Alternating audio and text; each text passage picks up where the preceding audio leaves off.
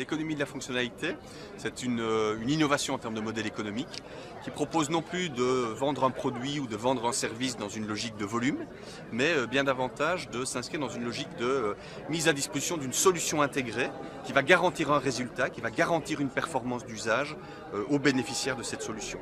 Donc on ne va plus vendre du pesticide, on va vendre de la protection de culture, on ne va plus vendre une chaudière, on va vendre du confort thermique, on décale du produit ou du service vers une solution beaucoup plus large qui permet de mieux valoriser les compétences, les savoir-faire des entreprises et qui permet également de générer des impacts positifs autour des acteurs qui gravitent autour de la solution.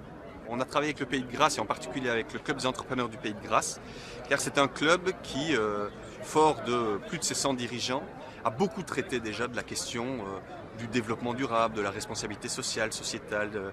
Et donc on avait un terreau extrêmement qualitatif que nous avons retrouvé auprès des entreprises du Pays de Grasse. C'est une aventure qui est tentante parce que l'économie de la fonctionnalité, je dirais, englobe, encapsule tout un tas de réflexions qu'on peut avoir aujourd'hui sur effectivement la finalité de nos modèles économiques, leur pérennité avec les contraintes écologiques qui sont de plus en plus fortes et je dirais même la conscience écologique, la conscience sociétale. Donc j'ai découvert l'économie de la fonctionnalité et ça m'a semblé être correspondre, je dirais, à ce que peut être le futur des relations économiques entre les entreprises. Je ne sais pas si on arrivera à un changement de modèle. Moi, je crois plus à une évolution du modèle et à une modification de ce qui va être les forces de l'entreprise demain.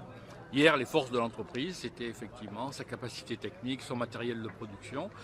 Demain, les forces de l'entreprise, ce sera beaucoup plus dans les ressources humaines de l'entreprise et dans leur capacité à coopérer avec les autres acteurs, les clients, mais aussi les fournisseurs. On a un contexte macroéconomique qui rend cette ouverture, j'ai envie de dire, pressante. Et on est des utopistes, mais des utopistes résolument ancrés dans l'action. Aujourd'hui, ce qui est intéressant, c'est que les dirigeants qui ont mis le doigt dans l'économie de la fonctionnalité ne l'ont pas enlevé.